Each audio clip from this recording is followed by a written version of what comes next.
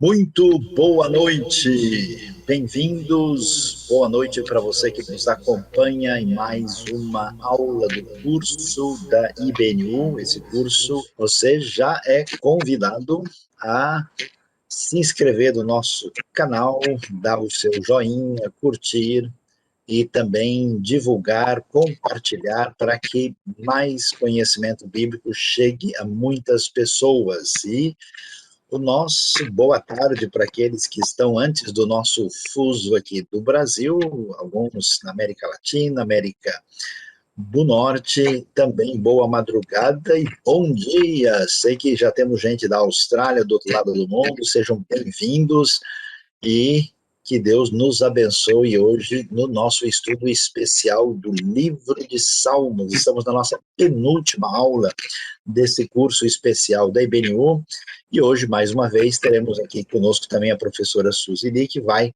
falar sobre os Salmos. Então, nós vamos já caminhar aí para o nosso momento de ensino especial. Boa noite, Suzy. Boa noite, Sayão. Boa noite a todos. Sejam muito bem-vindos a mais uma aula de Salmos, né? Nesse momento tão especial que hoje nós temos uma surpresa especial, né? Vamos falar de um salmo tão conhecido, né? E que, assim, muitos conhecem até de cor. Eu vou até aqui colocar para vocês, para a gente poder começar a falar desse salmo tão precioso, que é o Salmo 23. Bom, vamos lá então, hoje vamos começar com esse salmo que a gente já conhece, e com o foco desse salmo que fala sobre adoração. Por incrível que pareça, o pessoal acha que tá falando, né, como Deus cuida das ovelhinhas, né, porque Deus o Senhor é meu pastor. Na verdade, é um salmo de adoração, é um salmo que fala como esse Deus é tão bom, a confiança é tão grande nesse Deus que eu devo adorar. Então, na verdade, contando um pouco dos motivos dessa adoração, né? Então, vamos lá. O Salmo 23, ele é uma expressão poética de uma confiança alegre, né? Nesse Senhor que é o Deus Yahvé, né? O tetragrama que se revela através desse nome de Deus. E aí visto como um pastor e rei. Esse salmo deve ter acompanhado uma festa de louvor, por exemplo, uma festa na casa do Senhor, né? Quando mostra lá na frente, no versículo 6. Depois, talvez, de um livramento, né? Que a gente vê no começo do salmo, como podemos notar em 22, 25 a 31. No Salmo 23, ele pode ser, na verdade, dividido aí em duas partes. Muitas pessoas olham e falam, é um salmo só, então confunde um pouco.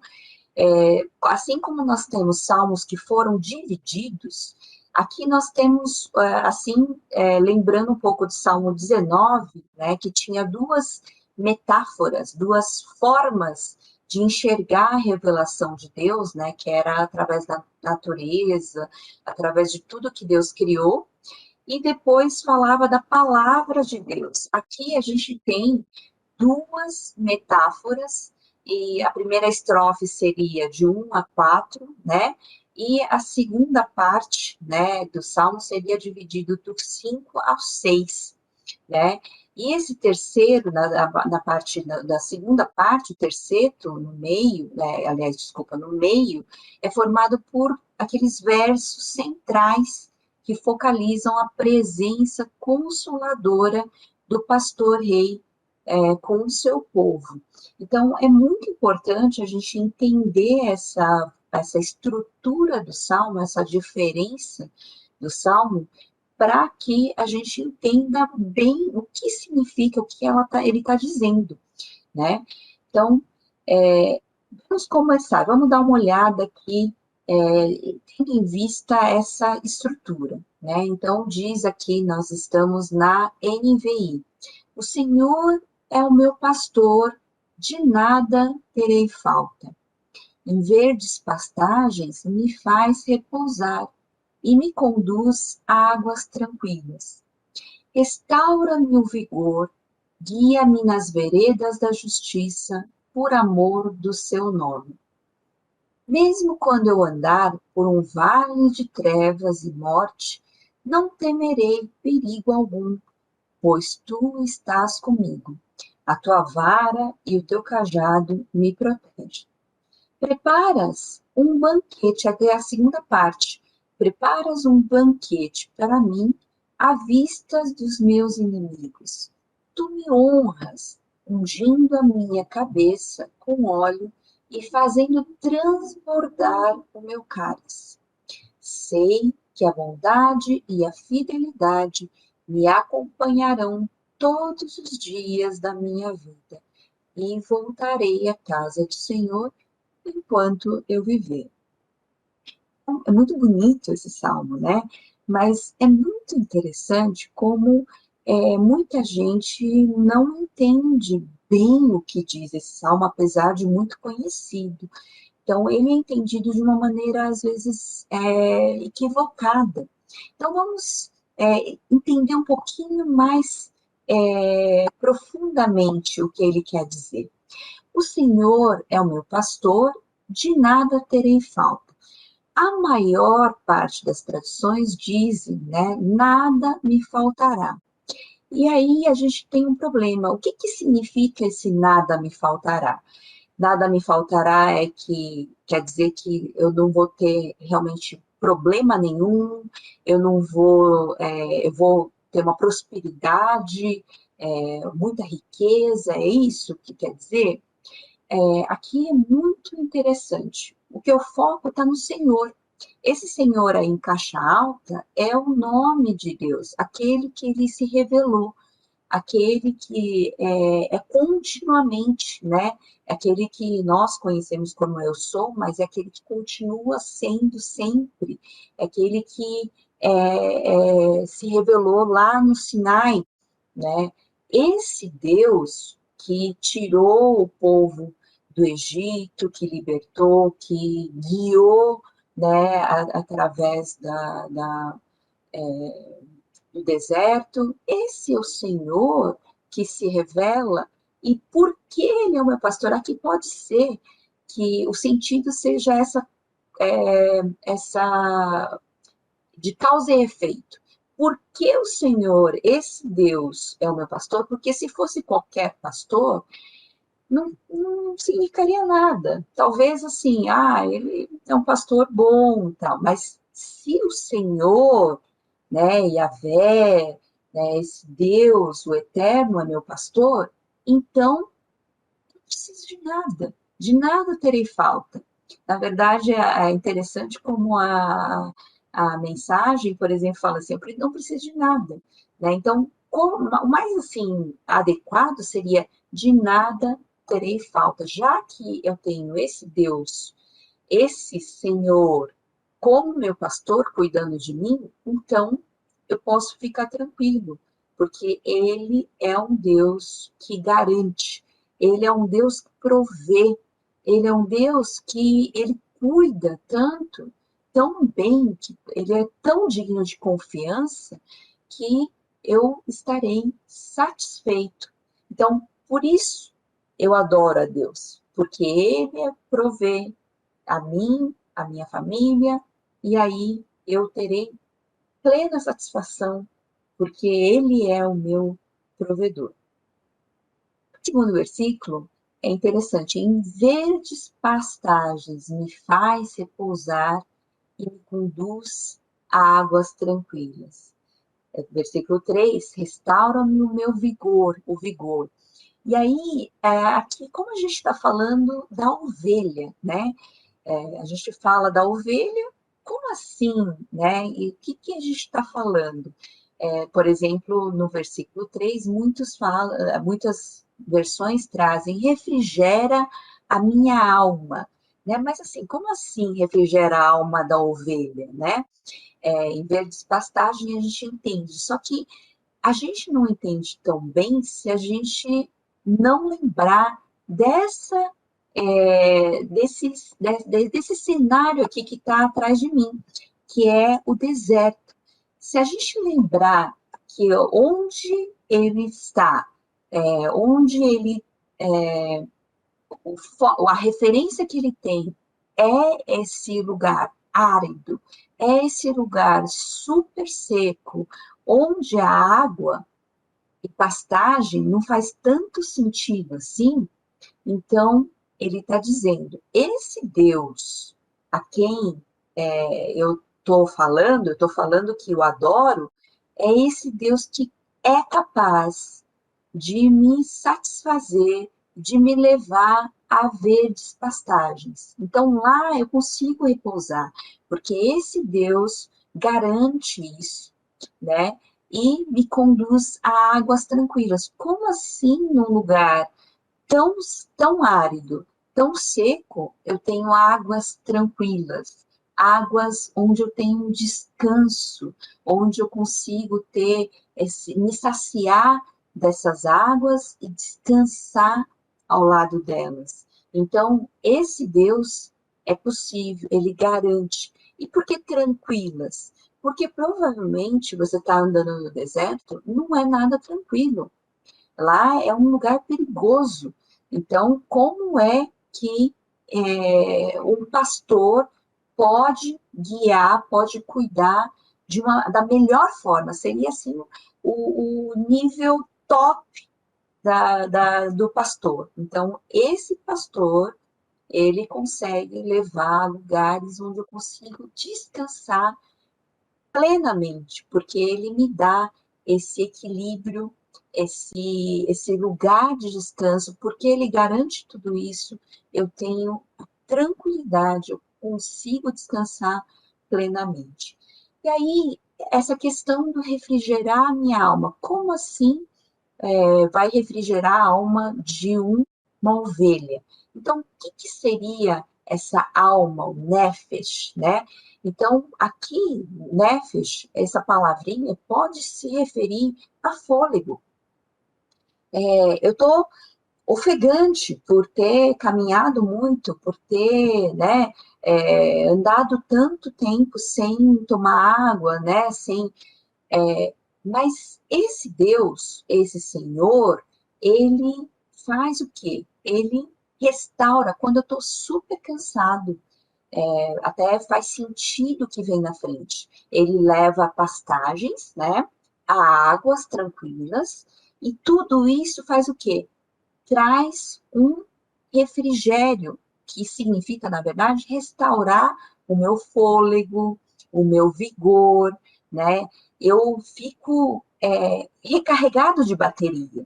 Então, nesse sentido, ele é o meu equilíbrio emocional, aquele que quando eu estou cansado, ele me traz descanso, ele me traz um renovo, né? Uma restauração, tanto física quanto emocional. Então, ele é capaz disso. Por isso, eu posso adorar a Deus. Eu sou capaz de adorar esse Deus porque ele é tudo isso. Ele me faz tudo isso. Ele me proporciona tudo isso. E aí diz: guia-me nas veredas da justiça. Veredas, caminhos, né, de justiça. Por amor do seu nome. O que significaria? Será que essa justiça é ética, é moral?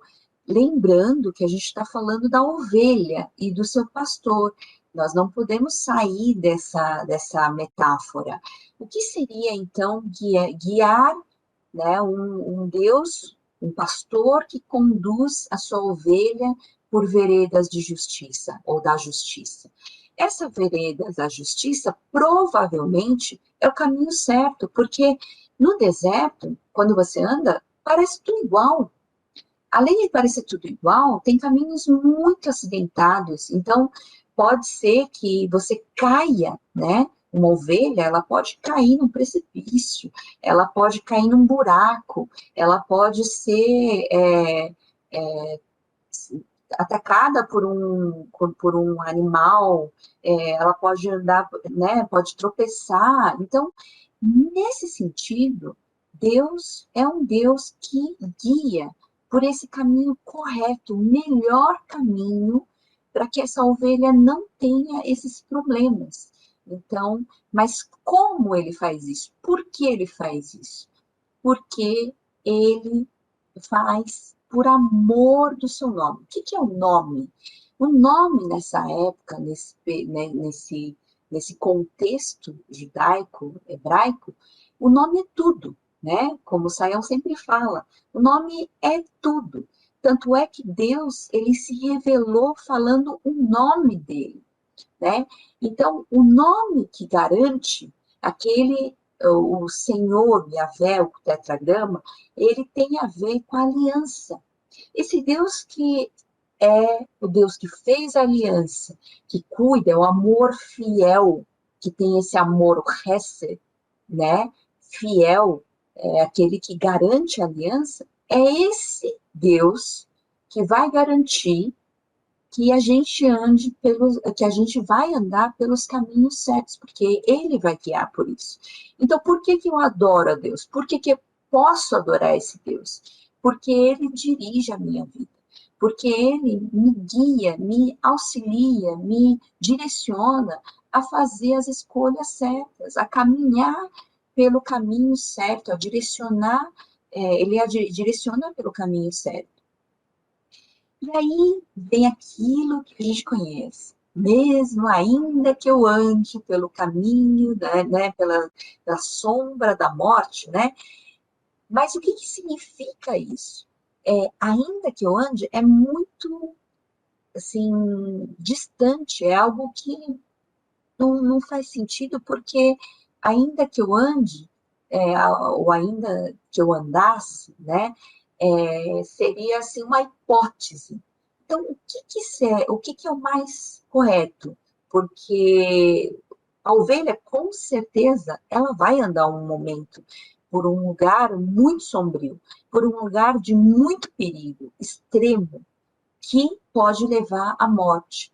Então, o pior de tudo é um lugar que é escuro, acidentado, é aquele caminho horrível e que há muitos perigos, né? Seja por causa do caminho, seja por causa do sol que pode matar, ou seja por causa de animais selvagens que podem atacar. Então, ainda que eu andar, mesmo que eu andar, quer dizer, eu vou andar em algum momento. Então, mesmo nesses momentos que eu andar por um vale de trevas, então muito sombrio, que é de muito perigo e morte, eu não preciso temer, não vou temer. É uma certeza, é mais do que a gente podia esperar, é uma certeza absoluta que eu não vou temer, eu não preciso temer perigo algum. Por quê? Porque ele está comigo, é ele que está me guiando. E aí, a tua vara, né, e o teu cajado me fazem o quê? Né? Me acalmam, me protegem. Aqui, essa versão tá, me protegem. Mas seria o quê? Me acalmar? Me acalmar do quê? Então, quando uma ovelha, né, um animal, ele andava por esses caminhos e o medo é extremo, né? O que faz esse cajado? O cajado tem ele vai trazer para perto. A vara e o cajado fazem esse papel, trazem para perto. Então, nesse sentido, eles acalmam o animal, né, a ovelha, porque ele sabe, a ovelha sabe que quem está fazendo isso é o seu pastor. E essa vara e o cajado servem para proteger, para segurar, para trazer para perto. Então, por que eu adoro esse Deus? Porque ele cuida de mim em qualquer circunstância. por pior que seja, eu não vou temer, eu tenho essa garantia, essa certeza absoluta, porque ele me protege. E aí, tem um momento aqui que a certeza de proteção agora passa para um outro momento, completamente diferente, uma outra metáfora. E aí mudou tudo. Mas o que é agora essa metáfora? Essa metáfora é interessante, porque até agora, Deus é aquele Deus que garante o sustento, a proteção, o cuidado, ele conduz, ele é um Deus maravilhoso, mas que está ligado tudo às questões, assim, sim, emocionais, mas no sentido de preenchimento, de satisfazer alguma coisa que é uma necessidade, né? Agora, muda completamente, não é uma ovelha, não é o seu pastor, mas é um ambiente, assim, muito bonito. Pensa numa mesa bem posta, um anfitrião daqueles importantes, e esse anfitrião, que pode ser um rei ou alguém muito importante, ele prepara um banquete para mim. Eu que não sou grande coisa, eu não sou nada, ele agora tem algo que é a mais. Ele mima, né? Ele me dá algo que é imerecido. Eu não tenho, eu não merecia essa honra. E ele me traz a um lugar de honra. Mas aonde ele vai honrar? Ele vai preparar um banquete, mas à vista de quem? À vista de inimigos, pessoas que queriam me matar, pessoas que, né, me faziam mal. E essas pessoas são chamadas para verem como esse Deus rei, ou como esse Deus anfitrião, me honra. Ele, ó, essa versão traz: tu me honras ungindo a minha cabeça com óleo e fazendo transbordar o meu cálice. Mas o que ele faz? Ele prepara esse banquete. Por que isso significa honra? Ungir a minha cabeça. Não é consagrar, não trazer uma unção especial, mas ungir a cabeça era exatamente esse significado de honrar. Honrar o anfitrião, ele mostrava essa honra ungindo o seu convidado com óleo, né, a cabeça.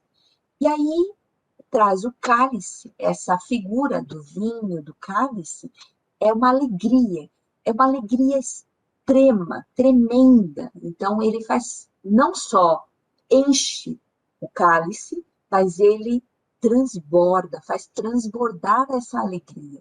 Então aqui é algo a mais, é algo que Deus faz assim para trazer uma alegria extrema, que ele coloca num lugar de honra que não é merecida.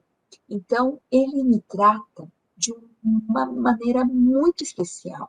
Então, eu posso adorar a Deus, e eu adoro a Deus, eu louvo a Deus por isso, porque ele me trata de um modo muito especial, até com esses mimos, algo a mais que nós não merecemos.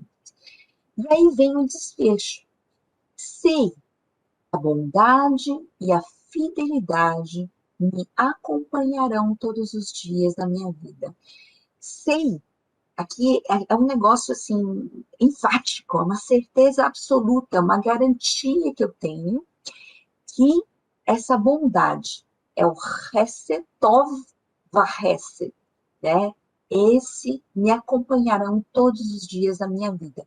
E por isso eu adoro o Senhor. Mas vamos pensar nessa palavrinha. Essa palavrinha Aradaf é uma palavrinha estranha aqui, nesse contexto. Porque ele significa, assim, basicamente, é ir atrás de alguém. Sabe assim, tá num caso de perseguição terrível. Ele ocorre muitas vezes, umas 150 vezes no Antigo Testamento, mas basicamente seria você correr atrás do inimigo, né? Pegar até assim, não se satisfazer até conseguir pegar o inimigo e se vingar, né? É esse sentido. Agora, por que que é usado agora em relação a mim e a Deus? Como assim? Aí, quando está se tratando dessa bondade, que é o Tov, da Hesed, esse amor leal, esse amor que é garantido pela aliança, é alguma coisa muito estranha, é até irônico, é que apesar de muitas assim, versões traduzirem por seguirão, é muito pequeno, é muito insuficiente para traduzir isso, porque é muito forte. É uma palavra muito ativa. Ele ativamente vai me perseguir com o seu amor e com esse amor leal. Vão atrás de mim desesperadamente. É um Deus que me ama tanto que essa bondade, esse amor vão cuidar de mim em qualquer lugar que eu esteja, ou o que ele quer que eu faça, ele vai me perseguir com esse amor. Então, é assim, algo maravilhoso que a gente consegue amar, assim, adorar a Deus por causa disso. E aí vem o desfecho final. O que eu faço, então, conhecendo esse Deus, né, que é um Deus que me sustenta, que provê, é um Deus que conduz, é um Deus que cuida em todos os sentidos. E, além disso, ele é um Deus tão bom que ele derrama motivos de alegria, motivos de gratidão. Como eu sei que esse Deus é um Deus que eu tenho, como eu sei quem ele é e como ele age na minha vida, então o que eu vou fazer? Eu vou adorar esse Deus. Então, como é que é esse adorar esse Deus? Eu voltarei à casa do Senhor muitas vezes. Mas o que significa isso? O que é a casa do Senhor? A casa do Senhor é um lugar de adoração, né? É o que eles conheciam, onde eles tinham que ir para adorar a Deus. Então, era o tabernáculo, depois tornou o templo, e hoje nós não temos um lugar específico. Mas o que quer dizer isso? Sempre, essa palavrinha, ou habitarei, ou voltarei, pode ser porque ele, assim, pelo hebraico, pode ser interpretado, mas faz mais sentido que eu vou sempre continuar adorando a Deus. A ideia principal aqui é de adoração. Eu nunca mais vou parar, vou deixar de adorar e celebrar esse Deus. Por quê?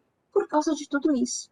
Então, é um salmo que está voltado para adoração, para confiança, né, total, assim, dependência total a esse Deus. E aí, no final, fala: eu não posso fazer nada além de adorar e continuamente até o fim da minha vida, sem parar até o fim da minha vida. É isso que nós temos aí no Salmo. Então, a gente fez num trabalho que nós tivemos junto com um grupo, né? Era a aula do professor Sael mesmo, e nós fizemos uma tradução livre aqui, pensando nessas questões. E aí, eu vou ler esse salmo para vocês. Salmo davídico. O Eterno é o meu pastor, por isso não preciso de nada. Leva-me às melhores pastagens e me conduz a ótimas águas para beber e descansar. Ele revigora o meu fôlego. Ele me conduz em total segurança. Ele mesmo é quem garante. Mesmo quando eu ando correndo perigo de morte, eu não tenho medo de absolutamente nada, porque sempre estás comigo. A tua vara e o teu cajado me acalmam. Preparas um banquete para mim bem na frente dos meus inimigos e me honras ungindo a minha cabeça com óleo, além de fazer a minha taça transbordar. Eu tenho certeza que a tua bondade, teu amor leal vão me perseguir todos os dias da minha vida. Ah, eu vou adorar o Eterno enquanto eu viver. Amém. Então, esse é o Salmo 23. Espero que faça muita diferença, né, quando vocês lerem as próximas vezes. Não é, Sayão? Exatamente, Suzy, muito obrigado. O Salmo 23, muito especial, né, falando desse cuidado extraordinário da parte de Deus, e já que a gente já caminhou bastante aí por esse salmo tão emblemático e especial, agora vamos para o Salmo 72. Então, você é convidado a entrar aí em sintonia conosco e vamos começar então a nossa aprendizado, a nossa aula, nosso entendimento sobre o Salmo 72. É interessante, né, que esse salmo ele é bem peculiar, porque é um dos poucos, na verdade, só temos dois salmos ligados a Salomão. E no livro de Salmos você tem uma, vamos dizer, uma direção dupla quando o assunto tem a ver com o rei, o Melech, né, o ungido do Senhor, né? Tanto nós temos a ideia do rei sendo o próprio Deus, que é muito destacado, por exemplo, na coletânea que vai do 93 ao 99, mas também é o rei de Israel, muitas vezes com referência a Davi ou a Salomão, mas como esse rei sendo emblemático do rei davídico absoluto, que depois vai se manifestar plenamente na figura do próprio Jesus. Então, olhando para essa questão do rei aqui que vai adorar e depois a adoração que chega ao rei, que vai ser o rei dos reis, no Salmo 72, especificamente a gente tem uma oração a favor do rei, que nitidamente, né, é apresentado filho de Davi que sobre o trono de Davi. E lembrem-se daquele conceito teológico que a gente deixou claro, que ele é um regente terrestre de Deus sobre o seu povo.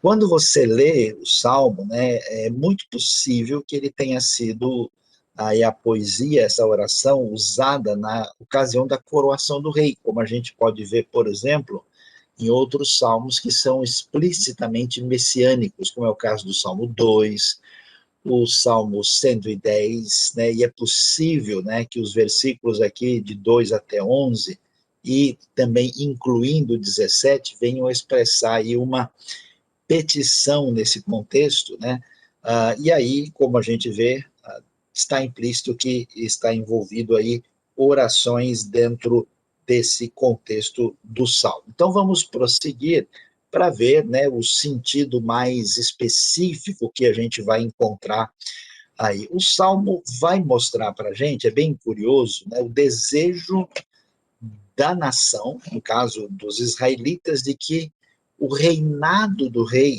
seja caracterizado mostrando os desdobramentos, as consequências daquilo que foi capacitação dada por Deus ao rei, que é o seu servo. Então veja que é um salmo falando meio de governo, né, que tem a ver com a expectativa do que o rei deve ser, já que ele deve demonstrar justiça e retidão, que seriam as virtudes decorrentes dessa perspectiva da realeza, que nesse caso vem de Deus. A oração em favor do rei vai refletir esse conceito ideal do rei.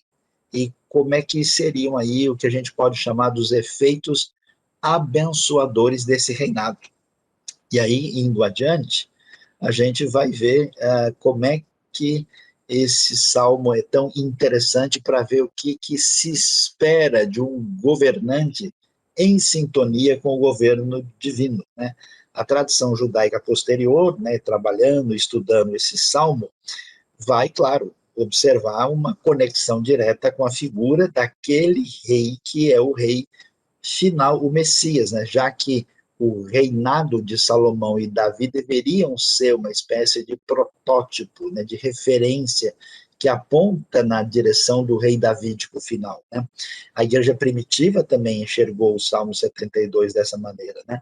É importante observar que o desfecho dos Salmos, 3 versículos finais, a gente vai olhar lá, não pertence exatamente ao mesmo tema que se desdobra no Salmo, que é a oração em favor do rei.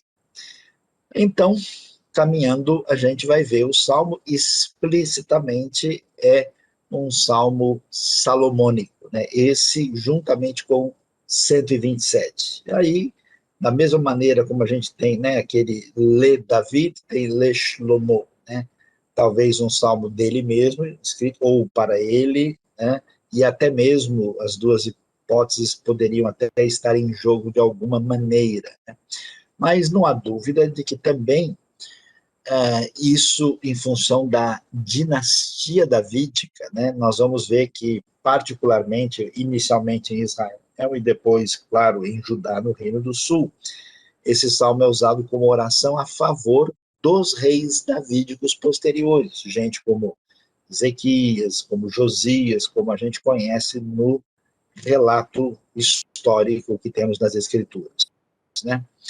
E, prosseguindo, a gente vai ver o contexto do Salmo propriamente dito. Veja que coisa interessante. É curioso porque a gente, pensando num Salmo salomônico, né, a gente talvez não imaginasse que alguém precisasse orar por Salomão. Talvez, especialmente, fazer o tipo de pedido que aparece ali, a não ser que a gente entenda o significado teológico desse reino e sua relação com o povo e com aquilo que envolve a ideia importante do domínio e do reino divino. Olha o que ele pede. Reveste da tua justiça o rei, ó Deus, e o filho do rei da tua retidão, para que ele julgue com retidão e com justiça os teus que sofrem opressão. Que os montes tragam prosperidade, com destaque aí ao povo, e as colinas o fruto da justiça. Defenda ele os oprimidos entre o povo e liberte os filhos dos pobres, esmague ele o opressor. O que a gente vê na sequência? Vamos observar como esse salmo, né, destaca, né, claramente essa ideia de que o rei tem uma função que envolve justiça. É muito impressionante isso, né? E que ele tem a função de lidar com a questão daqueles que estão numa situação de opressão. E observe o detalhe, né, como o texto vai mostrar para a gente que a oração que se faz em favor do rei, aí a gente começa a entender um pouquinho mais o que está envolvido aí no cenário, né, que ele perdure como o sol e como a lua por todas as gerações. Né? Tá vendo a ideia de que esse reino, esse governo divino, que você deve ver na figura do rei algo que tem que permanecer. Ele seja como a chuva sobre uma lavoura ceifada, como aguaceiros que regam a terra. Floresçam os justos nos dias do rei e haja grande prosperidade enquanto durar a lua. Vamos adiante e a gente vai ver a sequência do texto, observando, né, que a mensagem bíblica não é uma mensagem que se estabelece de uma maneira em que a gente reduz a espiritualidade a uma mera ideia psicológica ou de bem-estar individual, né, porque o conceito é que o afastamento ligado àquilo que significa a queda do homem, seu distanciamento de Deus, envolve uma ruptura com aquilo que tem a ver com o domínio divino. Então, o significado da aliança que Deus vai fazer com Davi e Salomão é como se Deus entrasse nesse projeto humano para recuperar esse domínio e esse poder. E isso se inicia a partir daí. E o auge dessa monarquia, vamos dizer, que é um protótipo da referência futura, se vê exatamente nessa época de ouro da monarquia de Israel. E aí nós vemos os elementos que devem fazer parte desse reinado e que devem ser tão importantes. Ele deve garantir prosperidade para o povo. Interessante, no mundo antigo, naquele contexto dos grandes dominadores, o povo, a maior parte do povo é escravo, né? Aí você vê uma oração em favor do rei, que ele traga justiça, que ele se preocupe com o oprimido, que ele alimente os pobres, que ele traga prosperidade para o povo. Aí você vê essa dimensão e que esse reino seja um reino que vai durar para sempre. Aí a gente vai entendendo, né, o amadurecimento dessa expectativa messiânica ligada a um governo futuro e como isso é tão poderoso e gritante na época dos profetas e como o desejo e a oração e a expressão disso como referência ideal aparece com força aí. Olha que interessante o que vai dizer o texto na sequência. Governe ele de mar a mar. Isso é muito impressionante, né?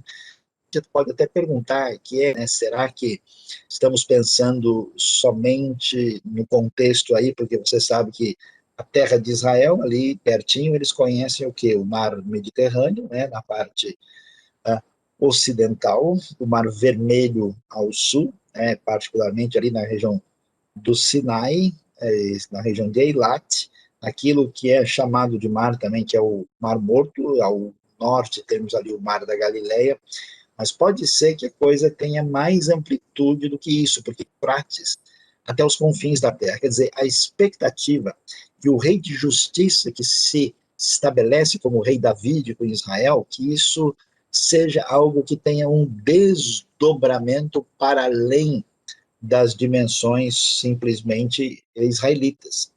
Inclinem-se diante dele as tribos do deserto e os seus inimigos lambam o pó.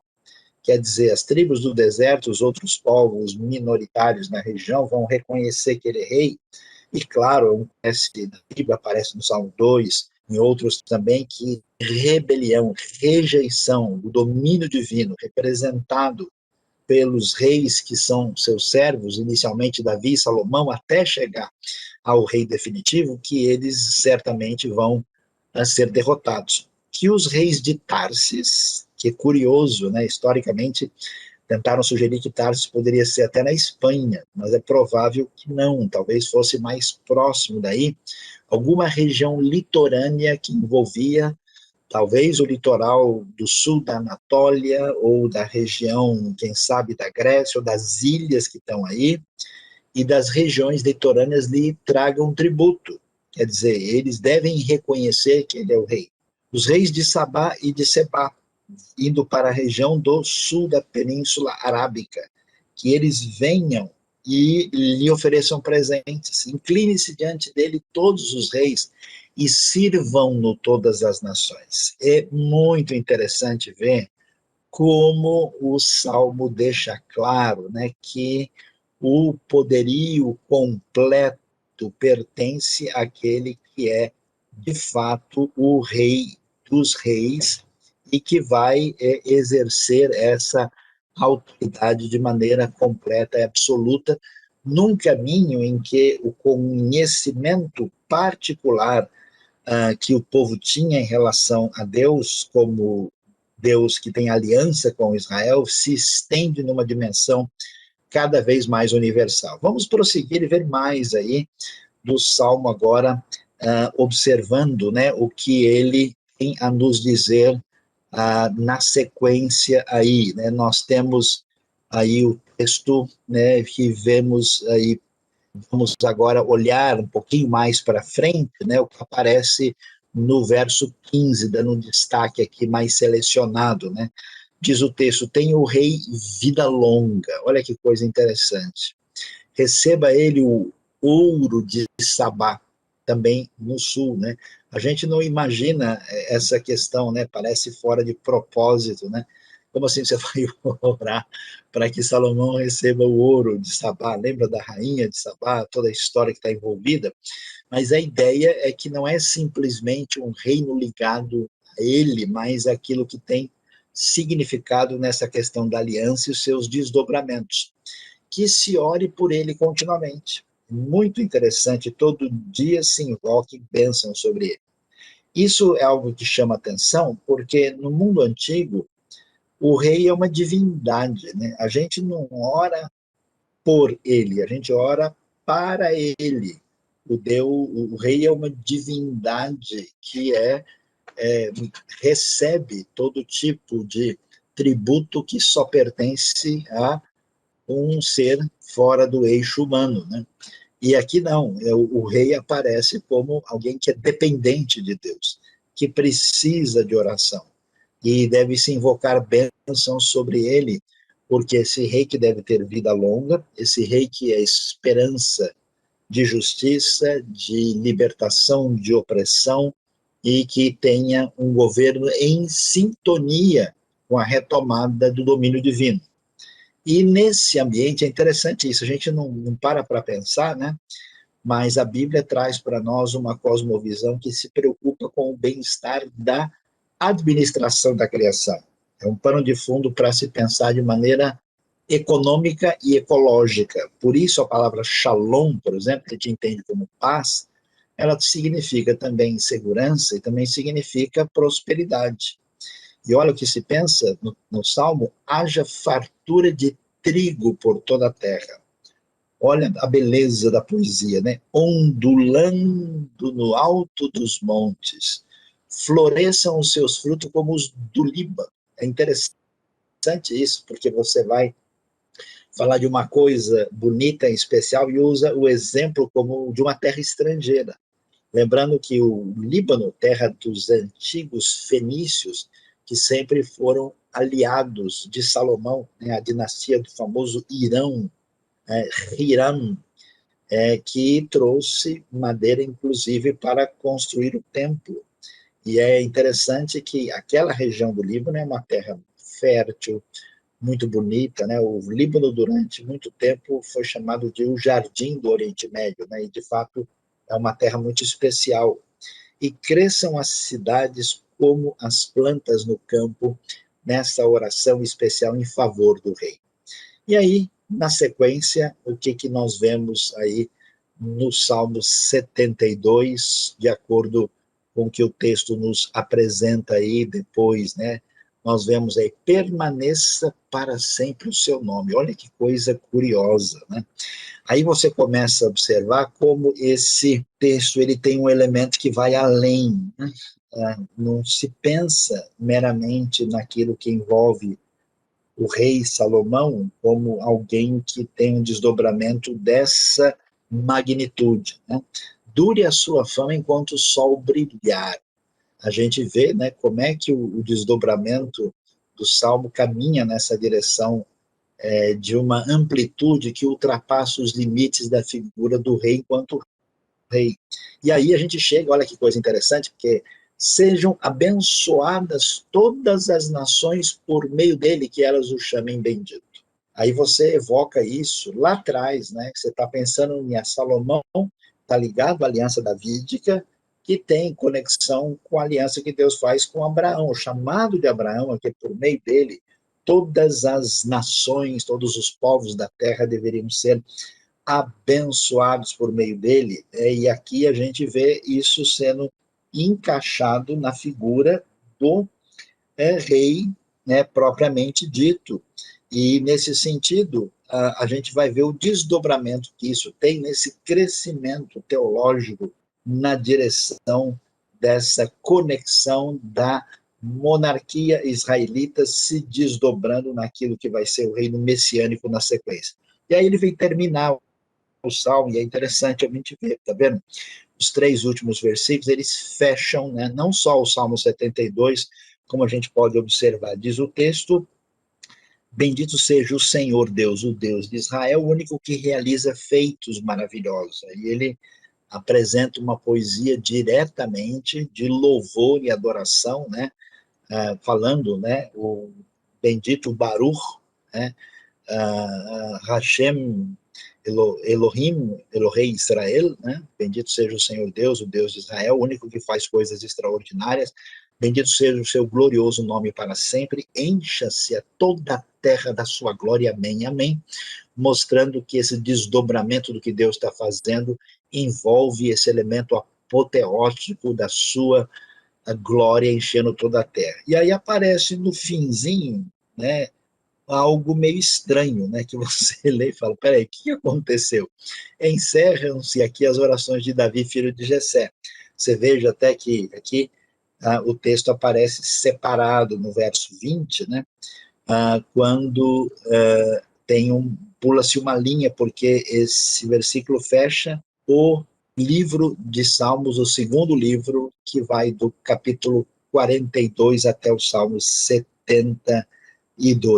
E aí a gente vê, né, que, embora o Salmo seja salomônico, o verso 20 fecha a coletânea, que é a segunda coletânea que aparece aí nesse cenário, conforme a gente pode observar com clareza. Mas vamos caminhar um pouquinho mais para ver aí o entendimento daquilo que não se pode perder, recapitulando o que o Salmo está querendo nos ensinar com bastante clareza. O que vemos? Salomão aparece porque ele é o rei mais sábio e poderoso de Israel. Tem toda uma razão de ser, né? Ele é o auge dessa monarquia extraordinária que a gente vai observar aí com bastante atenção, né? Prosseguindo, o que a gente vai ver aí é a questão que envolve todo o conteúdo do Salmo está ligado com essa questão que envolve o rei, né? Ele deve reinar. Aqui o sentido, né, diferente do que a gente geralmente observa, né? Ele deve reinar como representante de Deus. E a pergunta é como deve ser o governo desse rei. E aí, então, isso vai aparecer com esse tipo de enfoque que a gente viu aí com bastante clareza. Vimos lá, olha lá, primeira característica fundamental, o que se espera do rei, o que se espera do reino definitivo de Deus, o que tantas vezes não se vê nos nossos dias, né? É interessante que as pessoas dizem que se o homem tivesse mais tecnologia, tivesse mais conhecimento, tivesse uma série de coisas, a justiça haveria de imperar. Vemos que no mundo de hoje isso não acontece, a oração é por justiça e retidão da parte do rei. Que mais? Prosperidade. Olha lá, né, é importante observar isso como esse conceito, né, de que os montes e as colinas vão trazer prosperidade. Interessante a ligação de prosperidade com justiça, fruto da justiça, né, para que haja bem para todos, né? A fonte daquilo que envolve uma sociedade próspera está ligada à sua relação com o tipo de governo que Deus deseja. E, indo mais adiante, olha que coisa, defender os oprimidos entre o povo, liberte os filhos dos pobres. Aliás, a gente não leu todos, porque o Salmo é meio grande, né? Tem alguns textos, por exemplo, um pouquinho mais para frente, que diz o seguinte, né, no verso 12, por exemplo, pois ele liberta os pobres que pedem socorro, os oprimidos que não têm quem os ajude, ele se compadece dos fracos e dos pobres e os salva da morte, ele os resgata da opressão, da violência, pois aos seus olhos a vida deles é preciosa. Ou seja, que coisa impressionante, está falando do reinado do rei mais poderoso e mais rico, que inclusive cometeu uma série de equívocos em relação a isso. A oração é que, no mundo que diz hoje se preocupar com os necessitados, né, e é impressionante porque quanto mais o povo, na realidade de hoje, tem esse discurso, menos a gente vê de fato uma solução efetiva para quem vive assim. É impressionante como o texto bíblico é mais do que atual e poderoso nesse sentido. Na sequência, perpetuidade. Qual é o problema de qualquer coisa que a gente vê? É que por mais interessante, significativo e aparentemente valioso, aquilo tem vida curta. Aquilo que envolve o agir e o poder e a diretriz de Deus tem continuidade. Então, esse projeto do rei, que envolve a vinda do rei davídico, do rei messiânico, ele vai ser vitorioso, vai se definir, e que ele perdure como o sol e como a lua por todas as gerações. Essa frase forte, né? E o seu reino será para sempre, né? Aquilo que evoca até aquilo que a gente lembra do Apocalipse, o reino desse mundo passou a ser do Senhor ou do seu Cristo, e ele reinará para sempre. Imloch leolam é a frase hebraica que expressa essa verdade. Perpetuidade. Que mais? Criminalidade. Qual é o problema do mundo? Falta de confiança. O florescimento dos perversos. Um mundo cheio de injustos e pessoas comprometidas a fazer o mal. Qual que é a oração do Salmo? Floresçam os justos nos dias do rei. Haja grande prosperidade enquanto durar a lua.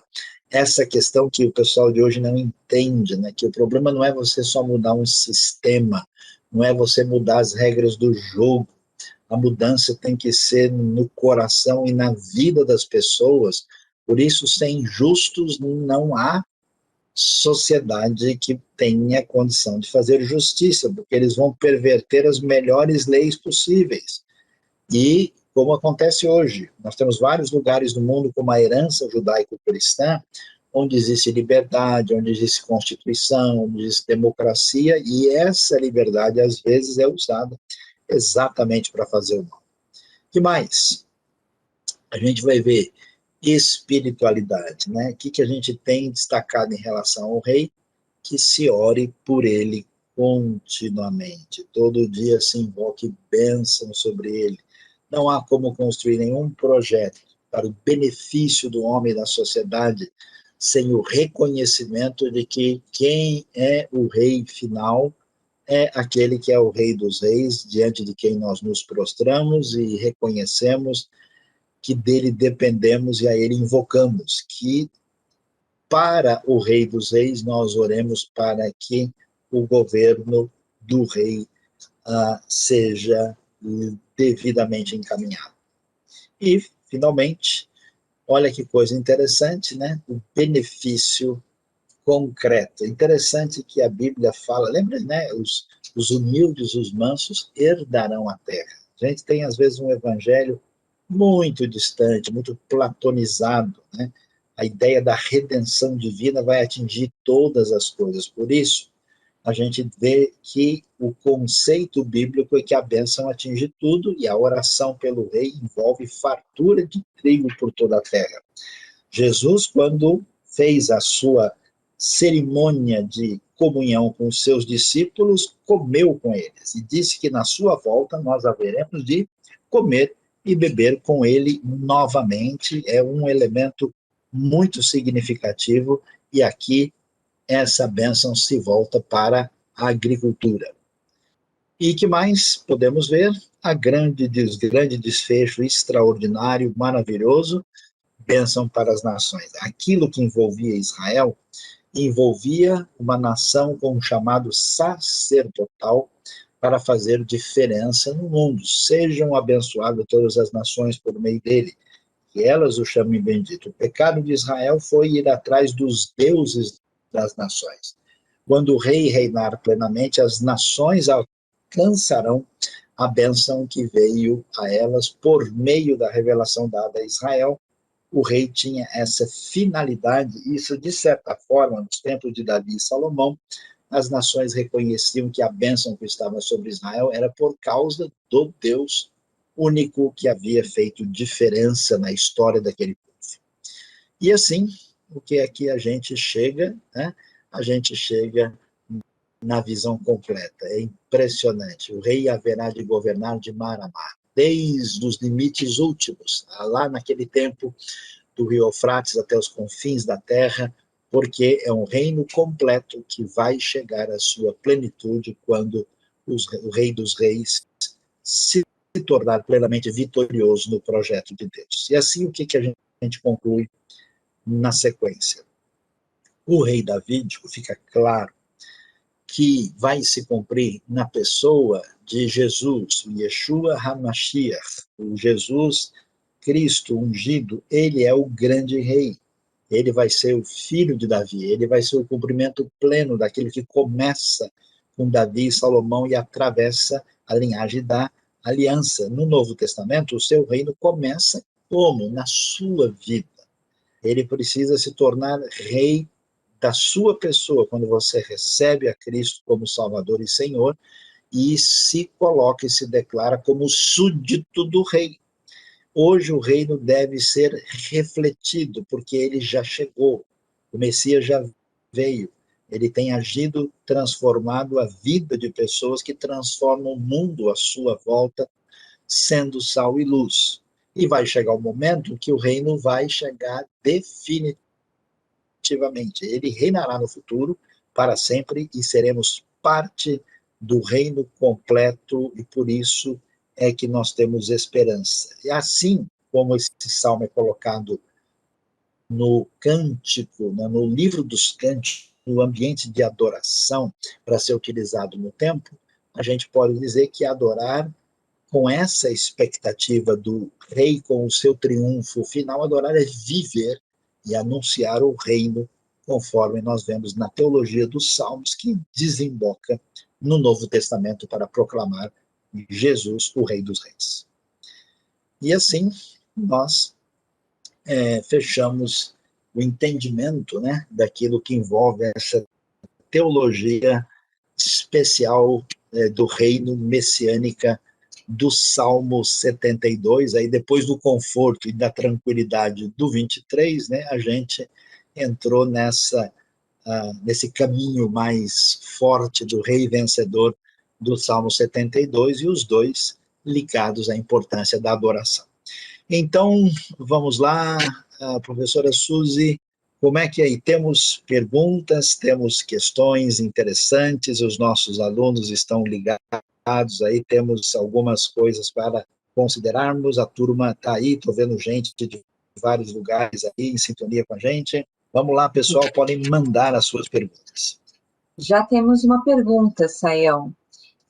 Como já falamos hoje, né, do Salmo 23, a fé que temos em Deus é uma resposta à sua bondade? É isso mesmo? Você pode comentar um pouco, explicar um pouco sobre essa questão? No Salmo 23, com certeza, né? Aquilo que você mesmo explicou e apresentou, que o salmista descobre, né, o que é o Tov Vahesed, né, o que é essa bondade e esse amor incondicional, que no Salmo, na verdade, não é tanto nem a fé, mas a adoração, o culto prestado vem daí. Mas é verdade, sim, né, que a fé envolve uma ação consciente, uma ação não mecânica, não fatalista da pessoa quando adora e busca e se envolve com Deus, mas com certeza a fé verdadeira é motivada ao descobrir o Deus da aliança com o seu amor extraordinário que nos atinge e nos alcança. Amém. Tem uma outra pergunta, Sayão, que é a questão da justiça de Deus. Essa justiça de Deus chega para todos? A começar pela sua igreja? Isso é uma realidade ou como é que funciona? Então, a justiça divina, ela está muito ligada a dois elementos, né? Um é que Deus, sendo justo, é um Deus que se ira, e a ira é a reprovação divina diante de toda maldade e pecado, e ao mesmo tempo o fato de Deus ser, vamos dizer, o grande líder maior do tribunal do universo, né? Então ele é que decide onde está o erro e o acerto, com todos os detalhes, conhecendo todas as intenções. A questão, Suzy, é que se Deus for decretar justiça agora, nesse momento, em qualquer situação, a gente realmente vai ter uma situação muito complicada. Então a Bíblia fala que Deus tem paciência, Deus tem uma coisa chamada, no hebraico, né, de um nariz muito comprido, né, que quer dizer longanimidade, que Deus espera muito, né. E por isso, a justiça de Deus, sim, a Bíblia diz que ela começa pela casa de Deus, é verdade. E isso já é uma realidade desde os tempos bíblicos, quando pessoas, né? A gente mal começou, por exemplo, a expressão maior da aliança de Deus com o povo no Monte Sinai, em seguida o sumo sacerdote vai lá fazer o bezerro de ouro e convidar o pessoal para ir para a farra, né? A gente mal iniciou o sacerdócio lá em Levítico capítulo 8 e 9, capítulo 10, os filhos de Arão, Nadab e Abiú morreram porque trazem fogo profano diante do Senhor. Então, essa realidade, né? No Novo Testamento tem Ananias e Safira, a gente tem, a justiça começa assim, e a gente pode ver isso. Eu vejo muitos lugares do mundo onde uma cristandade se envolveu com um caminho muito desconectado com os ensinos de Jesus e dos apóstolos, e a gente pode observar que as coisas se complicaram aí de uma maneira muito forte, né? E, no entanto, Deus, na sua bondade, parece aguardar e dar oportunidade, né, como ele fez até com Caim, para a pessoa se arrepender e voltar atrás para entrar em sintonia com o Senhor.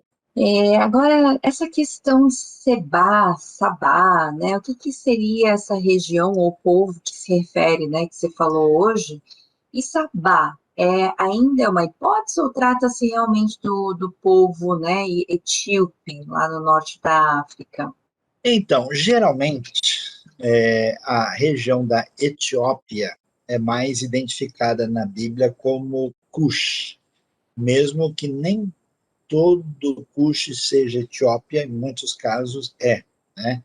Uma coisa é bom a gente entender que aquilo que a gente chama às vezes de Etiópia, de Egito, hoje não é exatamente idêntico o lugar do que era, dependendo da época da história. Agora, a região de Sabá e Sebá está próximo à região do, digamos assim, do chifre da África. Hoje ali nós temos a Somália, né, temos Djibouti, que não é um país muito conhecido, né, o antigo território do Áfaras e Issas, naquela região ali. Uma parte daquilo seria Etiópia e também Eritreia, né?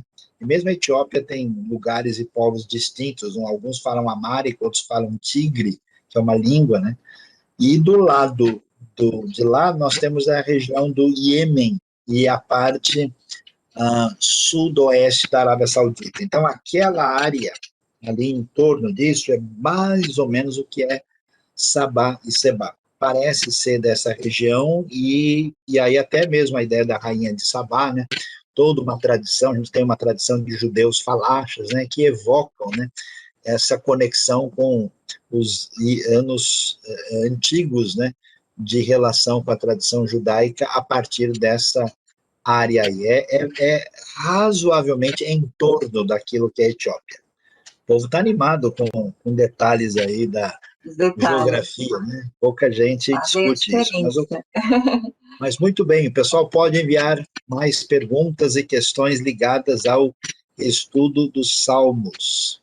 Sayão, eu queria fazer uma pergunta, na verdade a gente até tem assim, um estudo, né, especial sobre isso, mas a questão do governo, né, o governo de Deus, né, nesse caso ele traz essa ideia de que o rei é um representante de Deus, né, então como deve ser o governo. Mas você falou rapidamente assim, mas por que que isso é tão importante, né, que não seja que seja direcionado por Deus, por exemplo, orem pelo rei, né? Então, essa questão. Por que que é tão importante essa questão do reino de Deus, do governo de Deus, né? E porque o rei tem que prestar contas, né? Acho que é importante a gente falar disso. Olha, Suzy, a ideia da Bíblia, né, desde o começo, quando Deus cria o ser humano, o cria dentro de um eixo de responsabilidade que envolve a ideia de governo, né? Então, o homem e a mulher, o primeiro casal, são criados com a responsabilidade de submeter a criação ao domínio divino, que é uma ideia fundamental de governo. Com o pecado e o afastamento de Deus, o que acontece? O homem não governa mais em nome de Deus, o homem governa no lugar de Deus. E esse domínio dos homens pecadores é responsável por uma série de civilizações onde você vê uma tirania, uma postura de um líder que se coloca como divino e é ditador e explora e destrói o povo. Então Deus vai agir de uma maneira no contexto da sua revelação a Israel. Então, quando Deus se revela ao povo, ele se revela no conflito com deuses humanos, que é o faraó. E aí ele vai repreender isso, e quando ele dá a sua lei a Israel, ele vai dizer coisas importantes. Primeiro, só ele é o Senhor, ninguém mais é. Nenhum ser humano pode tentar ter um governo com base naquilo que significa uma espécie de pretensão divina. E Deus vai dizer uma coisa muito curiosa, que é a base da nossa ideia de constituição, que é a raiz de uma sociedade democrática. Ele vai dizer, olha, o rei também tem que obedecer lei. Imagina, no mundo antigo era ridículo. O rei é a razão da lei. A vontade do rei, o rei não gostou do fulano, vai lá e manda cortar a perna dele, né? Mas em Deuteronômio 17 fica claro que o rei tem limites e ele tem uma regra de vida a ser obedecida que vem daquele que reina de fato. Então, nenhum rei tem domínio absoluto. Ele deve reinar sob Deus e reinar de uma maneira que os princípios divinos, que tem a ver com a relação do homem com Deus e entre os seres humanos, entre os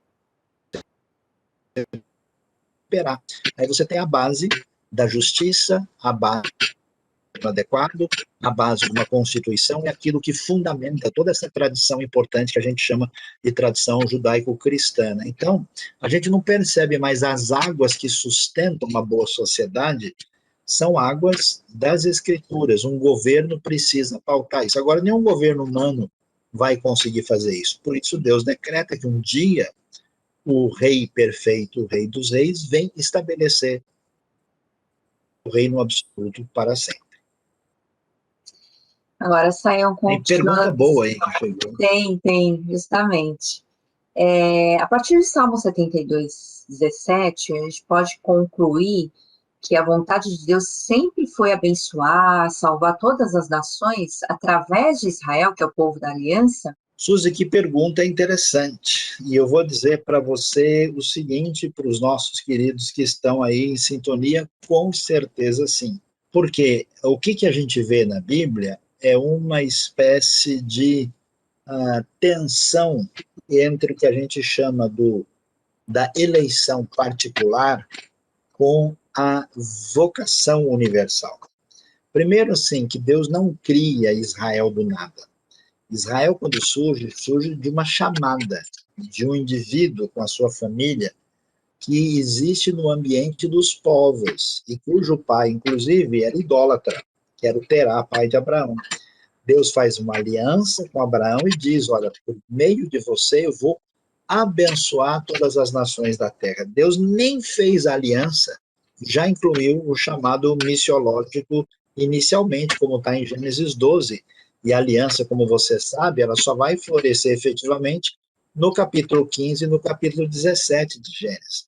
Então, quando a gente vê o Israel do Antigo Testamento, ele é um Israel curioso, porque é o Israel que é do povo de Deus, mas é o Israel cujo filho de Jacó, José, é casado com uma egípcia, filha de um sacerdote egípcio.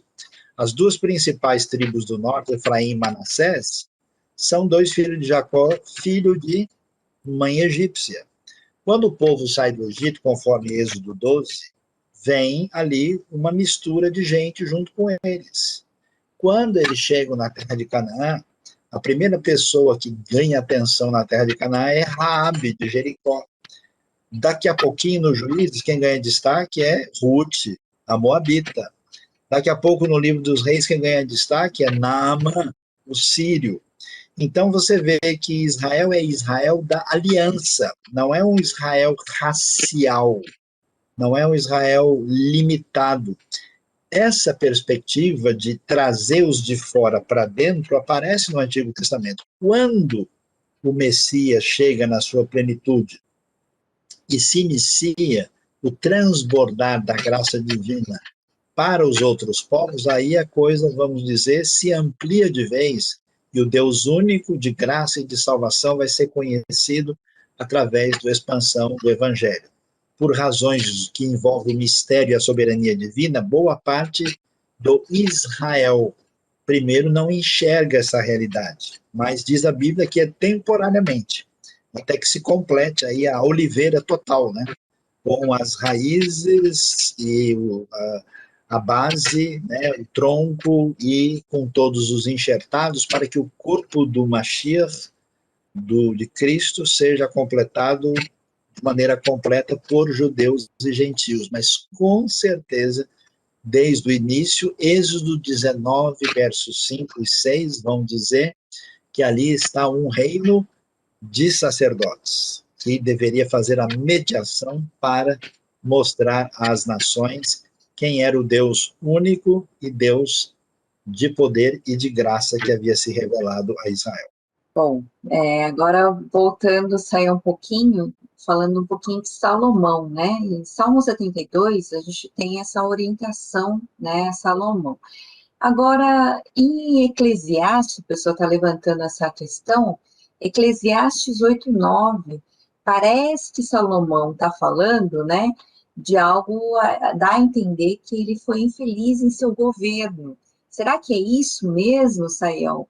O que Eclesiastes quer dizer? O que ele está falando aqui?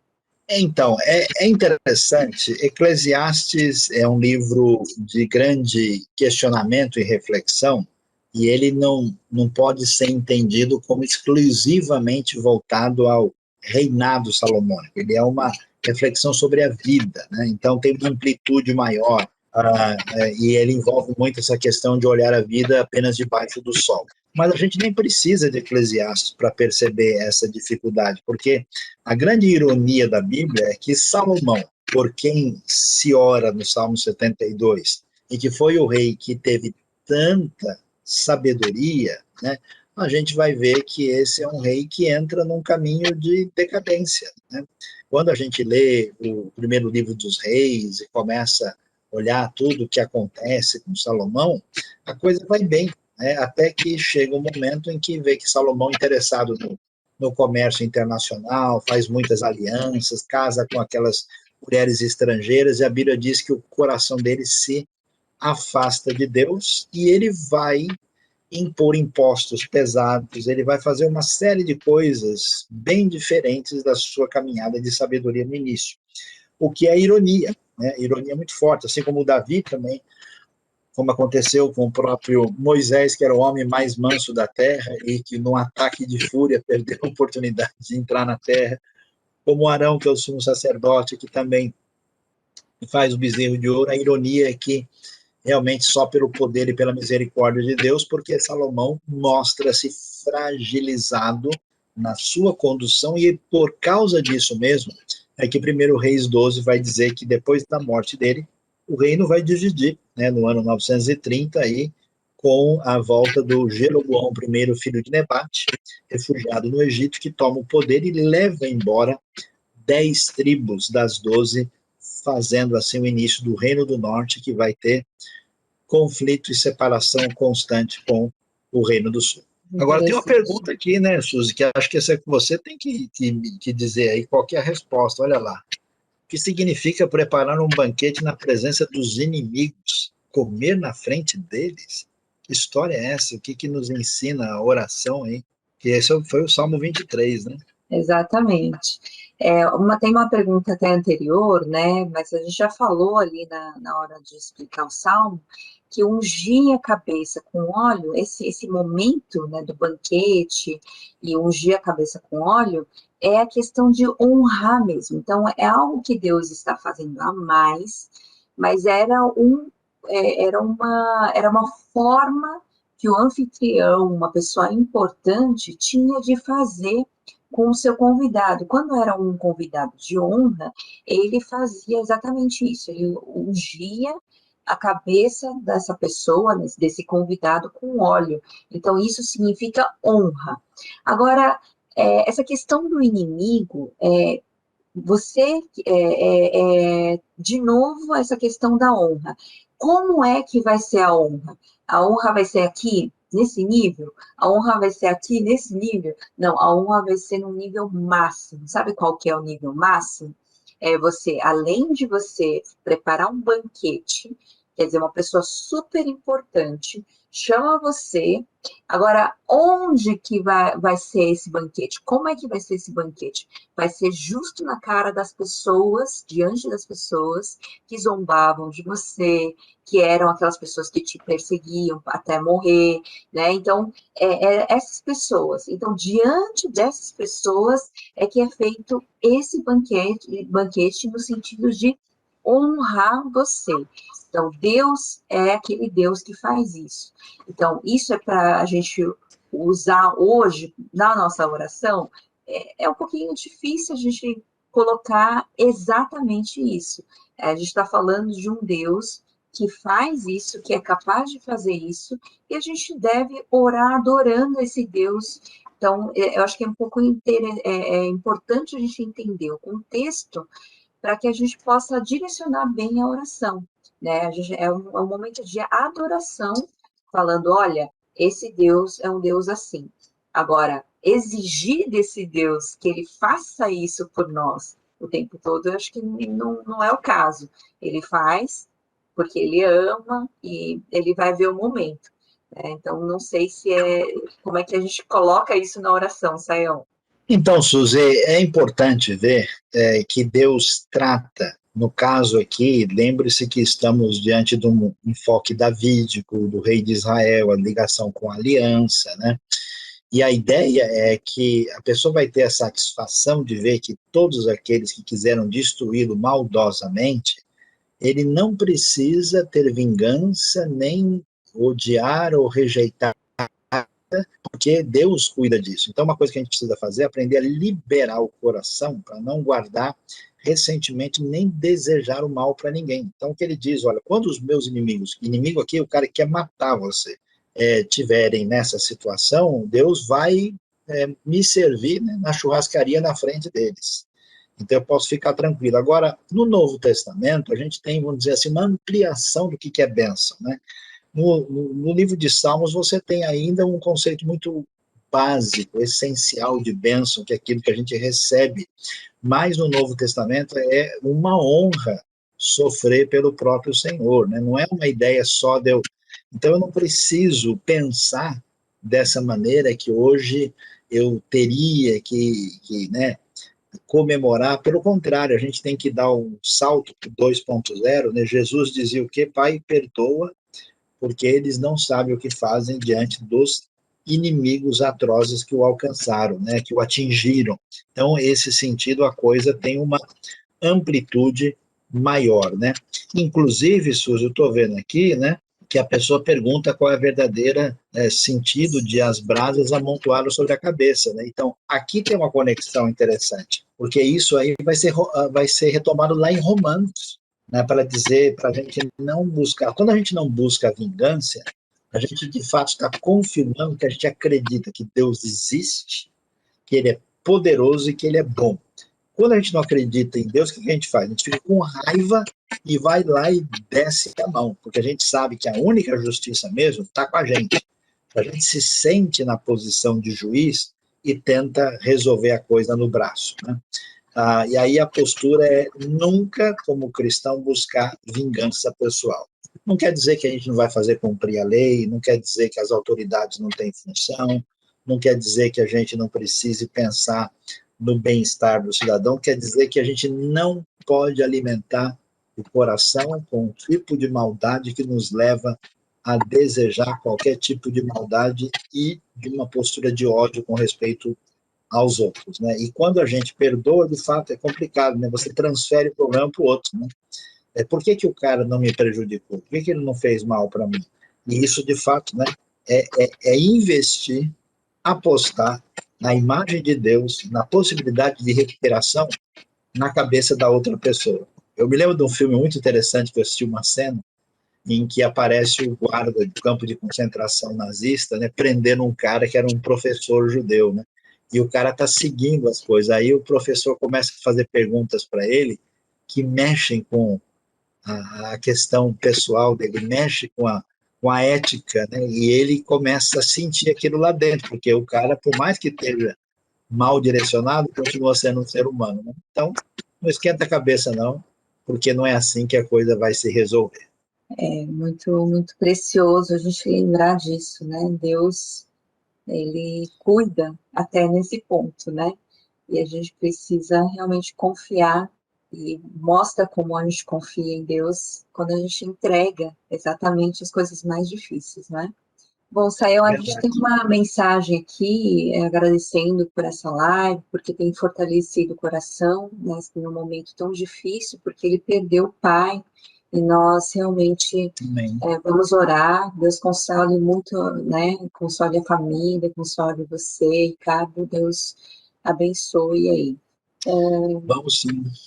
Uma última perguntinha aí, Suzy, para a gente terminar, vamos orar, né? O Ebenésio perguntou sobre pedir e dar às nações por herança. Essa é a oração em favor do Messias.